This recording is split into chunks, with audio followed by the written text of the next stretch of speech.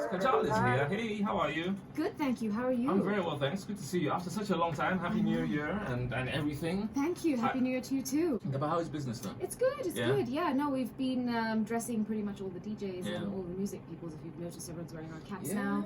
We're moving. I have into one at some... home. Oh Actually. yes, Yeah, yes. I have one at home. Okay, amazing. Yeah. No, we're moving into some bomber jackets now. So a lot of like athleisure and fun, funky like streetwear. So it's good. Yeah, for those that don't know, by the way, so you own a clothing line, right? Yes. What's it called? Just tell PC everyone. Vigela fashion line. Okay, and you do male? Is it it's tailor-made clothes, right? So predominantly we do tailor-made suits. Yeah. But then as time's gone by, another market just opened up, and Yeah. we started doing more caps, snapbacks, bomber jackets, t-shirts, a whole bunch of hoodies. The hoodies flew during winter. So yeah, we've been doing this for so long. I mean, my family business is City Clothing Factory, and so I've grown up in fabrics. Yeah. It's a no-brainer to me. And then and I just put my own twist on everything. Yeah, I like it. Thank you. All right, so Kajal is not just here to talk about the fact that she owns a clothing line, but there's also this big issue around diabetes. So I didn't know this about you until very recently. That you have diabetes. I had no idea until I think you started posting on Instagram. Yes, that's right. Yeah. When did you discover that you had diabetes? So I've been diabetic 28 years. Yeah. It was one of those things where I didn't talk about it because no one else had it, and I just felt very kind of out of place with it. Growing up, it was quite isolating. I mean, I didn't want to talk about it because it was weird to talk about it. But then in the last few years, I've noticed a lot of people being diagnosed with it, and then they would be like, "Oh, how you don't look diabetic?" And the first thing I'd be like, "What does a diabetic look like?" Yeah, I was about to ask that. Like, it doesn't really make sense. So then I realized there's a gap in society that I can easily fill, because I feel like I've gone to university for 28 years, like living with diabetes. I've gone through it all, and when I see people struggling with very basic things, and I just say, "Do this" or "tweak this," suddenly they change. They're like, "Oh, thank goodness you told me that. I didn't know." And so I realized this is like my calling. I feel I can educate people and help them in so many ways, because I've lived through it, and I don't want them to go through that. And it's such a prevalent thing now with lifestyle that I feel it's my place to educate. Yeah.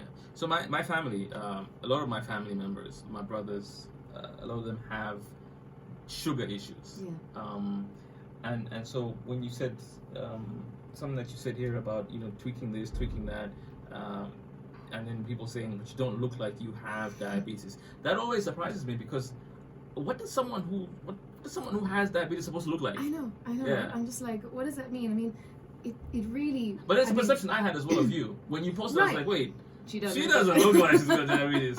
In my head, I don't know what I thought someone with diabetes. But it's good, because it makes us question the way we see ourselves, because I think immediately people would think if someone's diabetic, they're fat, or they I don't even know, and it doesn't make sense, because diabetes doesn't choose anyone. It's just.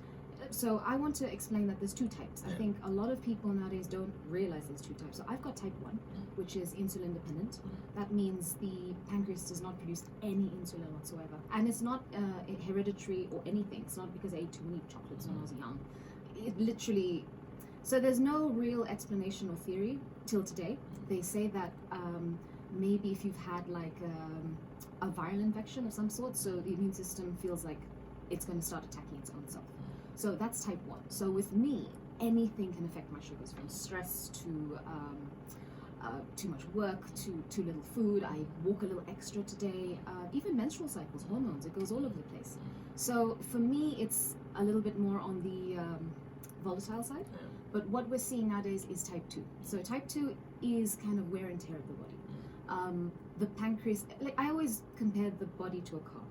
If you're going to look after the car, change its tires, clean it, put good fuel in it, it's going to work. It's going to be a classic for forever. But if you're going to eat fast foods and feed it horrible drinks and, just really push the body, the pancreas is going to be like, sorry, I really can't push anymore.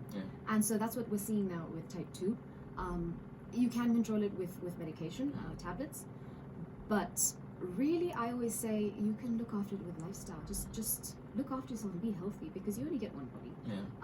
And I think that's what we need to see now, that there's a difference between type 1 and type 2. There's no kind of myths around it. So on Saturday when we have this event, we're going to be talking about the myths around diabetes. I've heard really funny stories. Like, what's the funniest you heard? So I was told, I was asked if it is transferable. I don't know if that means contagiously or blood related, and I just thought, no, it's my own body's attacking its own self. That no. And this is within the Indian community, also within the Zambian community. So Dr. Lumwe is going to be actually touching on that. But it's just, I want us to bring more awareness around it, because then we destigmatize it, and we can, for me, when I hear a story of someone who's just amputated his leg because he felt a tingle and he didn't know he had to go and get a check. Because when we go and do our bloods these days, they check for everything under the sun, apart from diabetes. Yeah. And it's so easy. But they do check for sugar, don't they? Is that not the? Because I've been to these, like, you know how sometimes you have these free health checkups at the various malls, and they'll check everything. They'll check BP, they'll check sugar. Yeah, they're doing it more now. But when you go for your annual check to the doctor, they don't really check, or if they do, they don't highlight it as much. They'll check for cholesterol, check for HIV, but they won't really check for blood sugars to a point where suddenly they're like, oh, I can't really see in my eye. Oh, my leg is tingly, and it's too late by then. And then they have to amputate, or something's happened to your kidney. And what I say, especially if it's type 2, that means it's been happening for a while, and it's wear and tear. So you can easily prevent it or slow it down. So what am I looking for? So when you are predisposed, you would probably be very thirsty, because there's a lot of sugar in your body. So you're like a raisin. There's high sugar. You want water. So very thirsty. You will therefore be urinating quite a bit, because the body wants to excrete that sugar. You'll be losing weight very quickly. Sweating a lot, and you'd probably be in a bad mood a lot of the times, because when the sugars are high, it does affect your emotions, and you just get very irritable. I'm like that with my sugars. I'm like that when I don't have sugar. So I don't know if I should be worried now. Maybe you should just everything you described. I'm like, wait, I feel like that before I have my morning cup of coffee. Maybe you're just a morning person. That's true. That's true. But yeah, those are the main checks you need to see first, and it's just good to check, especially if it runs in the family. And so if you're of African descent, Indian descent, or Hispanic descent, you're more likely to have diabetes, and if you have a wide waistline. So that's why they say, I look at lifestyles now, and we pretty much have more desk jobs now compared to generations ago, but we still kind of eat like our ancestors, and that's the thing. They would go onto the fields, they would be pushing things, they burnt it off, whereas we don't, and it sits in the waistline, and you're already putting pressure on the body. And just don't, because we live, especially here in Zambia, we live in such a beautiful country where we can grow our vegetables, eat whole foods as opposed to convenience foods. We can exercise, go outside, the weather's great, go for a run, go for a walk. It's really not that hard, especially here, to live a healthy life, and therefore not push this disease within, I call it a condition, within our society, because it's killing the youth, especially. Okay, so this event that you're having on Saturday, the idea is to educate people, isn't it? Yes, that's right. So I think, as I mentioned, we don't have much awareness around diabetes. But number two, people don't know that when they are diagnosed, they think there's just one doctor to see, and that's it. They don't realize there's a holistic approach. You need to see the person for your feet. You need to see the person for your eyes. A nutritionist to help you count your carbs or see what type of foods are good for you. So what I want to do is provide education, also my experience. When someone sees, she's diabetic, she can do it, so can I. Everyone will be talking there for 20 minutes or so about their parts. Dr. Lumwe, endocrinologist, Saskia Rosink as the podiatrist. We have Sean Cunningham from City Health Gym to talk about exercise.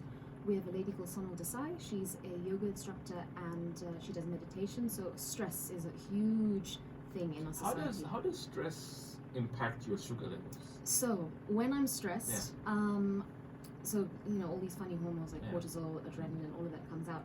When that comes into your bloodstream, your sugars become more volatile, so you're more likely to drop really quickly. Science. Yeah. Okay. So I'm an undercover nerd. Like Yeah. I've grown up with this. So for me, I know about science and the body and hormones. Yeah. So when there's a lot of cortisol in the body, your sugars are more likely to go really high or really low, and so quick that you might not be able to catch it. And if you're running machinery, or you're busy, or you're in the middle of a meeting, and it doesn't it catches you off guard, what are you going to do? So that's why I believe stress management is a huge thing. We also have Fatima Abdullah. She's a nutritionist, a clinical dietitian actually. Just I wanted to bring all these good people together so that when someone gets diagnosed, they don't put all their questions and pressure all on that one doctor.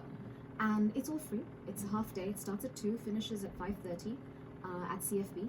And I just want us to start talking about it rather than having this taboo. It's like, oh, he or she's got diabetes, and screw it, I'm just going to drink a bottle of Coke and pretend it's never happened. No, let's talk about it. Let's extend our lifestyles, extend our lives, get better lifestyles, and just be healthy. And if I'm in that position to help, I really want to, and I really can. So I hope it does help a lot of people, save a few lives. And I mean, it's the first of its kind, and depending on the turnout, we might do a couple during the year. Yeah. So how I think is there a social media page? Yes. Yeah. So I run an Instagram page called Diabetes by KC. Okay. So it's there. And I mean, I can show you the poster. Yeah. But we're also, obviously today, I hope a lot of people listening will come to it. But yeah, I have an Instagram page, and I talk about just my everyday and how I help people, and how I help myself, and I have my days. So yeah, we've got a Facebook page as well. So there's an event there too. It's called the Diabetes Social Community Day. Okay. There's someone who asked a question. Sure. Please find out from her.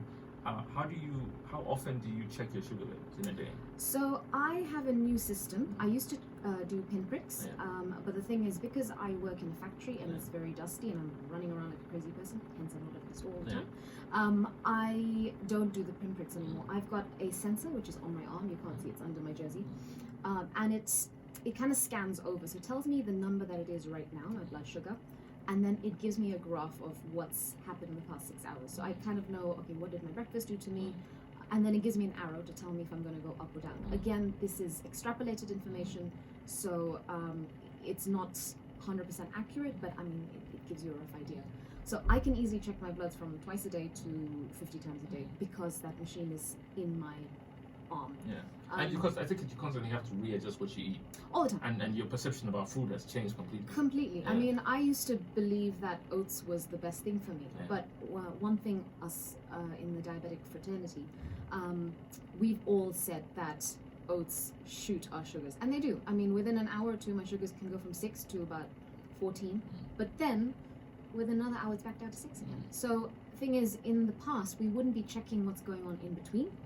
But now I have something that's giving me like an extra set of eyes, and now I see, okay, these peaks and troughs are really not healthy for the blood. It makes your blood sticky, and that's not good. So I've realized now that oats may not be the best thing, but you adjust. You add more fats into it, more protein into it. You realize that these kind of carbs are good. These kind of carbs are bad. Fruit. I used to think bananas were bad. For me, bananas are fantastic. So it's really opened my mind to a lot of things. Yeah. And I think it's not one size fits all. Like you have to find, have to find, what works for you best. Absolutely. Yeah. I mean, what might work for me might not work for you. So the greatest thing is actually just learning your body and just being patient with yourself and listening and giving your body what it needs. Okay, I'm going to let you go, because I know you're extremely busy and you need to head to the factory. Anything lastly you want to add before I let you go? No, I just want to say I hope everyone can make it. The whole point of the event this Saturday is for diabetics to know that there is a support network, that they're not alone in it, and that we're all here to help each other. And then I hope it also brings a lot more cohesion within the medical fraternity, so that if the doctor has a patient who's got a foot problem, they know who to send them to, or for nutritionists help, send them to this person. I want us to be a bit more cohesive with this event, and just bring a lot more support to those who feel they're going through it. Yeah. So the event is at the Care for Business, which is a CFB, which is along, is it Addis Ababa? That's right. It's Addis Ababa, yes. And it starts from 14 until 17:30, and it's at 14 to 17:30. Kajal, thank you so much. Thank you so much, Luchi. Thank you very much. It's at 8:48 on Phoenix.